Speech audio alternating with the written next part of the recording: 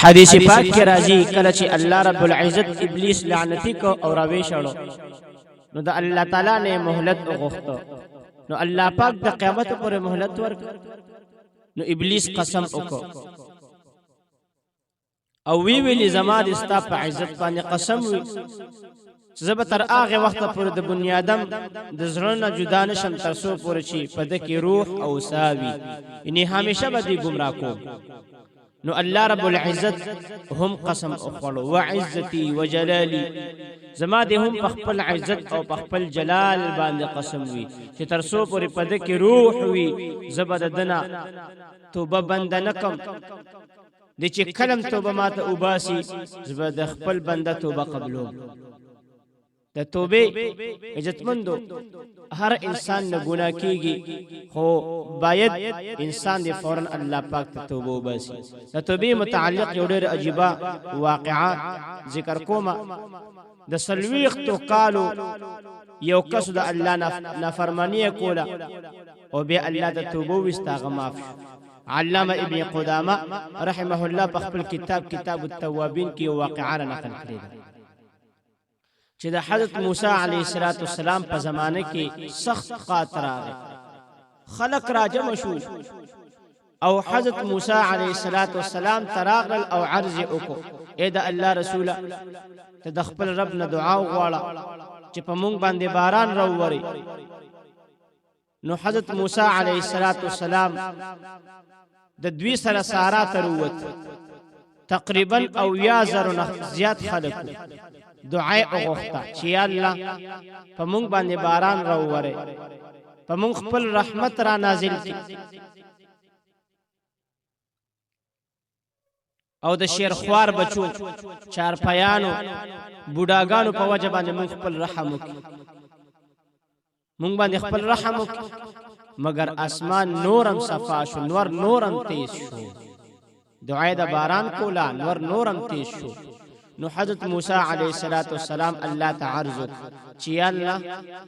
کچر تستا په حضور کې زما مقام او مرتبه غرزیدلی نو د اخری زمانه پیغمبر جناب محمد مصطفی صلی الله علیه وسلم هغه د وسیله کوم د هغه په وسیله درنه دعا غواړم چې په مونږ باندې باران وحی راغله چې اے موسی علیه السلام زما پنستا مرتبه کې فرق نه دی راغلی زما پنستا مرتبه ډیر اوچته ده خو پتا سو کې یو کس دی د سلويختو کالو ناداسي زما په نافرمانی کې مبتلا دی او گناهونه کوي ته په خلکو کې اعلان وکا چې دغه کس د تاسو نه اوزي زکه د هغه د وجه نه په تاسو باندې باران بند کړی دی حضرت موسی علیه السلام عرض چې اے رب زه خو یو کمزوري بنده یم زما आवाजم کمزوري دی نو دا د اویا زرو زیات خلکو ته زما आवाज څنګه ورسی الله پاک او فرمایي چې اے موسی ته اعلان وکا خلکو ته رسول الله زما کار دی دا زما په طاقت کې نو حضرت موسی علیه السلام ادرید او اعلان وکړ یا ایها المعاصی یا ایها العاصی اے اغه گنہگار بندہ الذي له 40 سنة يعصي ربه اقسمت عليك ان تخرج من بيننا اے گنہگار بندہ چې د سلويختو کالو نه داسې د الله نه فرمانی کې زتا ته قسم در کوم چې زمونږ د صفونو نه اوزا زکا ستا په وجه باندې الله پاک په مونږ باندې باران بند کړی دی دا اعلان چې دی ګناهګار کس ورید نو پاسید او سلور وانه طرف ته وکتل غیر چا پیرا نو هیڅ کوم د صفونو نه اونوته دی پوه چې دا کس هم زیمه خود په زړه کې سوچ وک چې کا اوس اوزم نو پټولو بني اسرائیلو کې بزر سواشم چې خاغ گناهګار ته چې سلويختو کالون د الله په نافرمانی کې اخته او کنو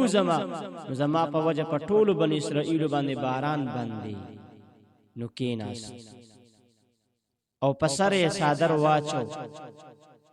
الله تعالی ته متوجی شو او دا دعای اوغختله الهی اعصیتک 40 سنه فامهلتنی جئتک تائبا فقبلنی. اے ربا ما سلویخ کالستانه فرمانی وکړه خو تا مهلت راکړه اوس تا ته توبه باس نو زما توبه قبول کړه. دله دا خبره پوره کړې نه وه چې یو سپینه اوریځ راله او دومره ډېر باران وشو گویا چې د مشکیزې خوله چا کولو کړې وي. حضرت موسی علیه السلام الله پاک ته عرض وکړ چې ربه لا ترسخ ولا څوک د صفونه اوتیم نه دي نو تا څنګه باران په موږ باندې ووارو. الله موسی علیه السلام ته وویلې اے موسی سقیتکم بالذی به منعتکم، د کوم کس په وجه چې در باندې باران بند کړو نو اوس مې د هغه کس په وجه باندې در باندې بارانم وکړو ځکه هغه ماته په اخلاص باندې توبه وستا. په دغه مجلس کې ناستو ویلا اخلاص سره د زړه نه راته توبه وستله.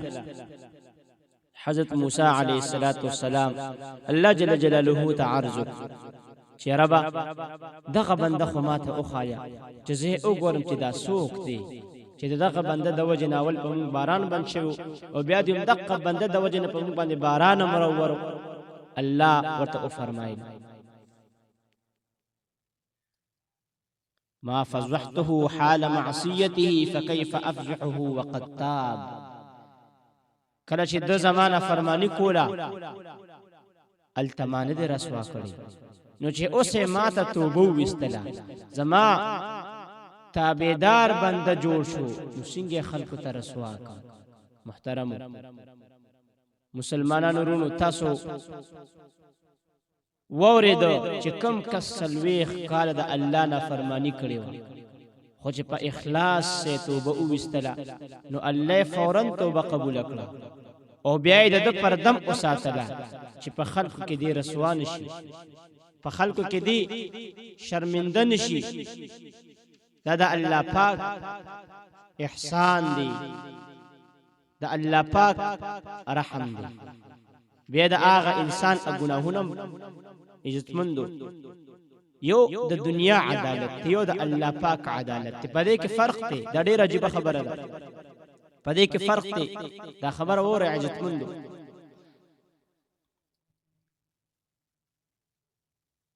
الله پاک د انسان د توبې ډېر قدردانی کوونکی دی. تاسو دې ته سوچ وکړئ چې کچرته په دنیا کې یو کس باندې دروغ او دعوو شي او عدالت ته فیصله لاړ شي تحقیقات وشي د تحقیقاتو نه پس پته ولګي چې دا دعوه د دروغ و نو عدالت د دې سړي دا مقدمه ختمه کی نو دې مقدمه ریکارډ د ځان سره بیا هم ساتي. اوس کچرته دا سړی د عدالت ته ورشي او ارسمره وته او چیرې دا خبره خو دروغ ثابت شوه نو دا ریکارډ دا ختم کی نو دا عدالت پورته انکار کې چې دا ریکارډ دا به د موږ سره خامخا پروت وي او بل طرف د الله عدالت دی د الله معامله وګوره چې کله یو سړی واقعي مجرم او ګناهګار وي خدای د الله جل جلاله د وړاندې په اخلاص توبه بس او معافي غواړي نو الله رب العزت توبم قبلې د عمل نامې نه هم د ریکارډ ختم کی تر دې چې د لاس او کوم پرشتو چې دا ګناه لیکلي وي او په کوم ځمکه باندې ګناه شوی وي د دې ټولو نه دا ګناه هیره کی هیره د دې لپاره چې سبا د قیامت په ورځ د دوی خلاف گواهی ورنکړي.